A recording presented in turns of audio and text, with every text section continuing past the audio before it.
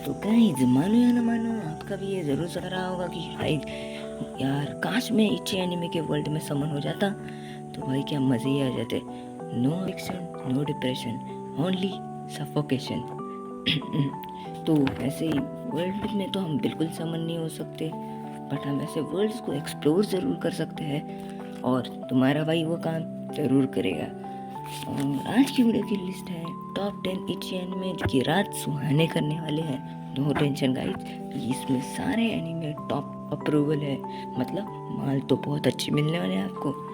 और एक बात, तो ये एनिमे मैंने लगाया है लिस्ट के अंदर, ये उल्टे सीधे तरीके से लगाए, तो किसी को भी प्रॉब्लम है तो भाई आप अपने मन से लगा लेना, मतलब कमेंट्स खुले ही है। तो गाइस, विदाउट किसी देरी के हम स्टार्ट करने वाले हैं एनिमे को ये रेट करना। बट उससे पहले मैं चाहता हूँ कि आप चैनल को सब्सक्राइब कीजिए, लाइक कीजिए और शेयर कीजिए, जिससे हमारी रीच और बढ़े और बाकी लोगों की भी रात सुहानी जाए। चलो गाइज, अब अपने एक स्टेप आगे चढ़ते हैं सुहानी रातों की बात करने। सॉरी गाइज, इसमें बस टॉप 5 एनिमे आने वाले हैं, वैसे वो नेक्स्ट एपिसोड में टॉप 5 एनिमे आने वाले, तो इसमें बस इतने एनिमे आने वाले। I hope you watch that anime. 10th number के एनिमे का नाम है किस एक्सिस। भाई नाम सुनते रहा नहीं जाता, तड़प ही ऐसी है ना। नहीं, सुके। नाम सुन के तो मजे आ ही गए होगे, तो मुझे लगता नहीं कि आपको एनिमे के बारे में जानने की इंटरेस्टिंग है। हम जाते हैं डायरेक्ट स्टोरी लाइन पे, जिससे आपका भी मन खुश और मेरा भी टाइम बच जाएगा। तो होता क्या है, अपना मेन कैरेक्टर की 2 चाइल्डहुड फ्रेंड्स होती है, और वो एक्चुअल में एक होती है एथलेटिक और एक होती है बहुत इनोसेंट टाइप की। तो होता क्या है कि अपने एमसी के डैड फिर से मैरिज कर लेता है, जिसकी वजह से ये उसको दोनों लड़कियां जो उसकी चाइल्डहुड फ्रेंड है वो उसको ट्विन सिस्टर में मिल जाती है।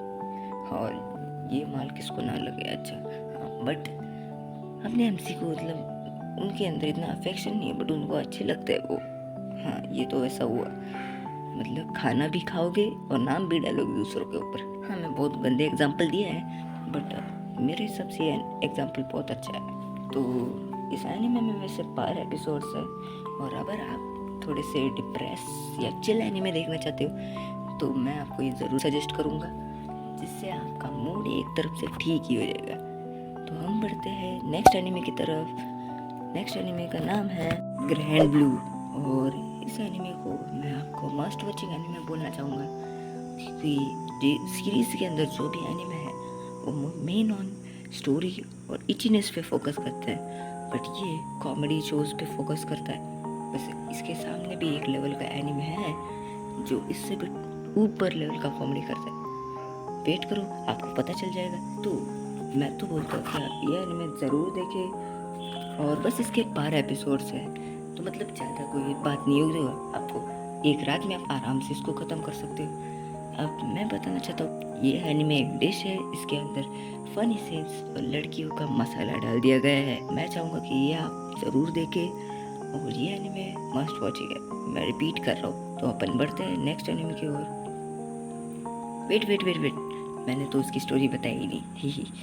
तो होता क्या है कि अपना मेन कैरेक्टर है जो अपनी नई लाइफ चालू करने वाला है, इनडायरेक्टली वो अपनी कॉलेज लाइफ चालू करने वाला होता है, और उसके लिए वो एक नई सिटी में जाता है, और उधर वो अपने अंकल स्टोर के पास रहता है।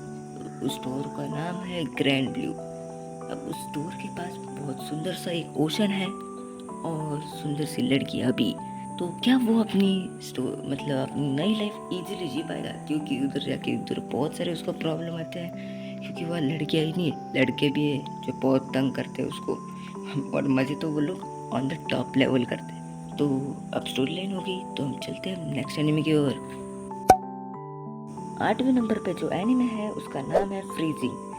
बहुत लोगों के अलग अलग टाइप्स होते हैं, मतलब कुछ लोगों को इची के अंदर फनीनेस चाहिए, कुछ लोगों को बस इची चाहिए, और कुछ लोगों को रोम कॉम के साथ इची चाहिए। बट कुछ लोग होते हैं जिनका टाइप मुझसे बहुत अच्छा मैच करता है, और मुझे ऐसे लोग बहुत अच्छे लगते हैं, क्योंकि इनको इची के अंदर भी एक्शन चाहिए होता है, और फ्रीजिंग उनमें से एक है।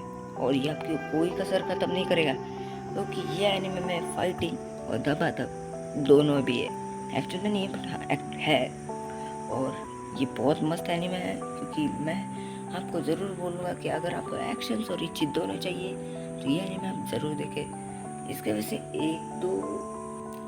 एक दो सीजन है और 2 ओवास भी है, तो आप देख ही सकते हो। मतलब 24 के भी ऊपर ही एपिसोड्स है। तो अब बढ़ते हैं इसकी स्टोरी लाइन के अंदर। अब इसकी स्टोरी लाइन में बताने से पहले मैं थोड़ा सा उसके ऊपर का बता देता हूँ। अब होता क्या है कि अपने अर्थ पे नोवाज नाम के एलियंस आते हैं जो ह्यूमैनिटी को नष्ट करना चाहते हैं, और इन अपोजिट साइड्स अपने अर्थ की ह्यूमैनिटी को प्रोटेक्ट करने के लिए पेंडोरा नाम की एक ग्रुप होता है।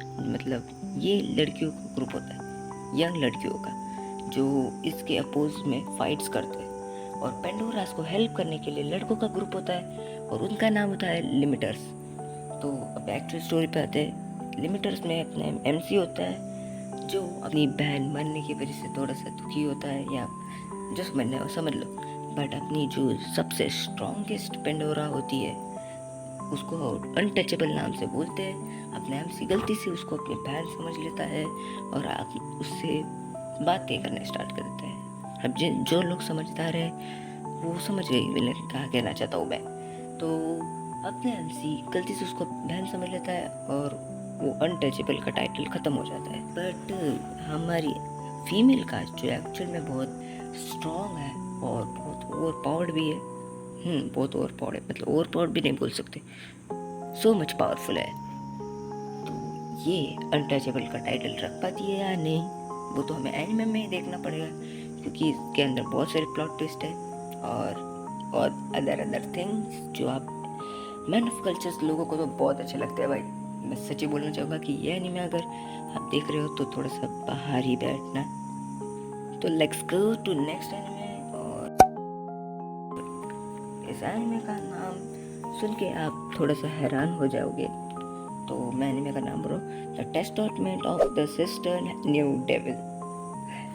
हाँ, ये इतना बड़ा एनिमे का नाम है तो इस एनिमे के बारे में क्या ही बोलूँ। मतलब ये एनिमे इतना पॉपुलर नहीं है, मतलब बट हाँ ये इच्ची के एनिमे के लिस्ट में मोस्ट पॉपुलर लिस्ट में तो दिखता ही दिखता है। तो बोल भी सकते हो और नहीं भी बोल सकते। तो अब मैं स्टोरी पे आता हूँ।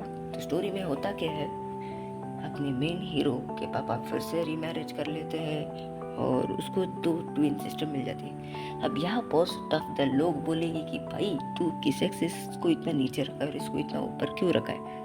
तो एक्चुअल में इसकी स्टोरी लाइन अलग है, तुम बस सुनते जाओ गाइस। अपने एमसी की 2 बहनें तो होती है, एक का नाम है मायू और दूसरी का नाम है मारिया। तो वो दोनों एक सीक्रेट छुपा रही होती है उसकी फैमिली से, मतलब अभी जो फैमिली बनी है उससे।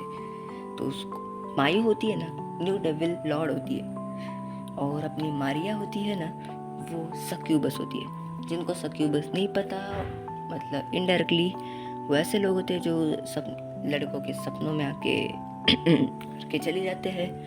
ये पता चलने के बाद हमें पता चलता है कि हमारे एमसी के पास भी एक सीक्रेट है जो उसने किसको नहीं बताया, और वो है last descendant of demon hero killer, या डीमन हीरो बोल सकते हो। इसमें होता क्या है, ये डीमंस को मारते हैं और अब ये तीनों एक ही घर के अंदर रह रहे होते हैं और इचनेस तो भाई हर भर के इस एनिमे में। तो मैं तो बोलूँगा आप ये एनिमे ज़रूर देखें, देखना मत कितने सीजन है या ETC। बढ़ते नेक्स्ट एनिमे की तरफ। अब देखो गाइस, मैं जिस अब एनिमे की बात कर रहा हूँ उससे पहले आप अगर किसी के पास भी डिक्शनरी होगी तो डिक्शनरी के अंदर रिवेंज नाम का वर्ड है ना, रिवेंज, उसके आगे जो भी लिखा है कट कर दो और उसके आगे लिखो रेडो ऑफ हीलर, क्योंकि अब 6 नंबर पे आ रहा है redo of healer, the perfect definition of revenge या बदला। साउथ की मूवीज से अच्छा तो इसका रिवेंज होता है एक्चुअल में। तो होता क्या है, अपना मेन हीरो एक मैजिक यूज कर सकता है जो होता है हीलिंग। तो कुछ लोग बोलेंगे कि हीलिंग इसमें इतना एक्साइटमेंट क्या है, तो सुनो, तब जब भी अपना main hero healing magic use करता है तब वो उसके हील्स तो करता ही है बट वो उसका एक्सपीरियंस भी ले लेता है, हीलिंग पेन भी उसको थोड़ा सा मिल जाता है। फॉर एग्जाम्पल, तो अगर मैंने एक चेयर ली और चेयर को लात मारी या गुस्सा मारा तो वो टूट जाएगी और मेरे हाथ से खून भी निकल सकता है। तो अगर एमसी आया और उसने मेरे हाथ को ऐसे हील किया तो उसको दर्द तो फील होगा ही, बट उसको वो स्ट्रेंथ भी आ जाएगी उसके पास। हाँ, तो अपने एमसी का पास डेंजर अजीब सी एबिलिटी है। ये एनीमे बस 12 ही एपिसोड का है, तो मतलब एक रात में कंप्लीट हो सकता है इजीली। हाँ, वैसे मैं बीच में से स्टोरी लाइन की बताने लग गया है। तो अपने एमसी को एक प्रिंसेस बहुत ज़्यादा ही बुली कर रही होती है, जिसकी वजह से उसका मेंटल स्ट्रेस तो पूरा ही बिगड़ जाता है और वो एक्चुअल में कुछ नहीं कर पाता, बट फ्यूचर में कुछ इंसिडेंट्स होते हैं जिसकी वजह से वो टाइम ट्रैवल कर पाता है और अपने पास सेल्फ के पास आता है जब उसने एक्चुअल में मैजिक्स नहीं सीखा था उस टाइम पे। और उधर टाइम आते वो प्रिपरेशन करता है कि भाई मैं इसको इतना टॉर्चर करूँगा। अब आप खुद ही देखो कि वो लोग कैसे और कब करता है। अगर आपको ये एनिमे अच्छे लगे होंगे तो मैं आपको बोलूँगा आप ये एनिमे ज़रूर देखें। और आपके पास कोई सजेशन है कि अगला वीडियो मुझे किस पे बनाना चाहिए, तो आप ज़रूर कमेंट खोल के मुझे बता देना। मैं ज़रूर आपकी बात सुनूंगा और ट्राई करूँगा कि आपके इस पे वीडियो बनाऊँ। Bye bye guys, tata, see you again with new video, Tata.